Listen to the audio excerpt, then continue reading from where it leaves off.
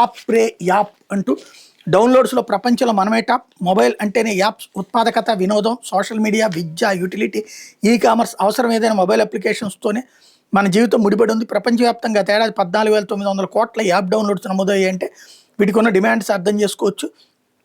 డౌన్లోడ్స్తో పాటు వినియోగంలోనూ భారత్ అగ్రస్థానంలో ఉంది. ఐఓఎస్, గూగుల్ ప్లే స్టోర్ వేదికగా ప్రపంచవ్యాప్తంగా తేడాది నిమిషానికి వివిధ రకాల యాప్స్కి గాను 2,84,000 డౌన్లోడ్స్ నమోదయ్యాయి. ఫీచర్స్, కంటెంట్, సేవల కోసం మొబైల్ యూజర్లు ఈ యాప్స్కి నిమిషానికి 2.9 కోట్లు ఖర్చు చేశారు. తొలిసారిగా గేమ్స్ కంటే యాప్స్ అధికంగా వ్యయం చేశారని అమెరికాకు చెందిన digital intelligence, app data analysis company sensor towers వెల్లడించింది. ఈ నేపథ్యంలో యాప్ల కథా గురించి ఒక వార్తను రాసుకొచ్చింది.